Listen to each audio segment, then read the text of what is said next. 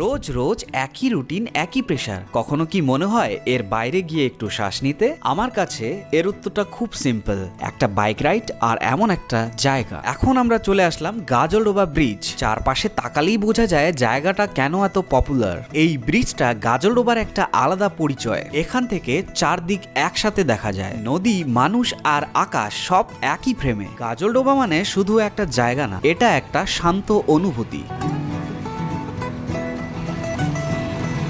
এই ছোট্ট ছোট্ট মুহূর্তগুলোই জায়গাটাকে আনন্দময় করে তোলে। ডিসেম্বরের এই হালকা ঠান্ডা আর খোলা হাওয়া গাজলডোবার সৌন্দর্যটা আরও শান্ত করে তোলে। দিনের আলো কমতে থাকলে গাজলডোবার ভিউটা অন্যরকম হয়ে যায়।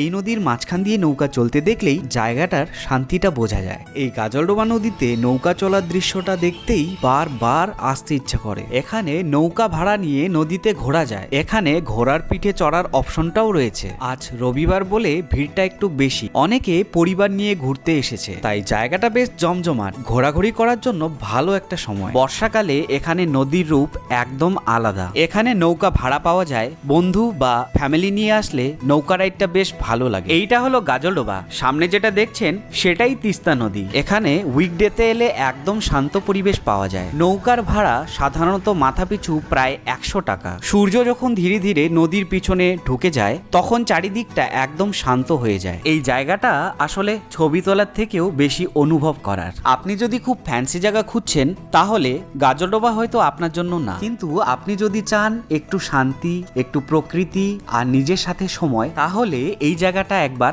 আসা উচিত। গাজলডোবার বাজারটা হয়তো খুব বড় নয়। লোকাল খাদ্য, নদীর ভাজা মাছ, চিংড়ি, ঝাল ইত্যাদি খাবারের জন্য পর্যটকদের কাছে বিশেষ আকর্ষণীয়। সন্ধ্যার সময় একটু লাইভলি ফুড স্টল এবং রাস্তার খাবার পাওয়া যায়, যেখানে ট্রাভেলাররা চিল করে খেতে পারে। ভিড় আর কোলাহল থেকে একটু দূরে এসে নদীর ধারে বসে সময় কাটানো, নৌকা রাইড করা আর দিনের শেষে সানসেট দেখা। এর পরের ভিডিওতে আমি আপনাদের নিয়ে যাব গাজলডোবায় নতুন ওপেন হওয়া, সোশ্যাল মিডিয়ায় এখন ভীষণ পপুলার ইনফিনিটি অ্যাডভেঞ্চার রিসর্ট। একদম ফার্স্ট ক্লাস আর ভিজুয়াল জায়গা। আজকের ভিডিওটা এখানেই শেষ। ভিডিওটা ভালো লেগে থাকলে লাইক করবেন, শেয়ার করবেন আর এমন রিয়েল জার্নির জন্য চ্যানেলটা সাবস্ক্রাইব করে পাশে থাকবেন। দেখা হবে পরের ভিডিওতে। যাত্রা কিন্তু এখানেই শেষ নয়। Bye bye.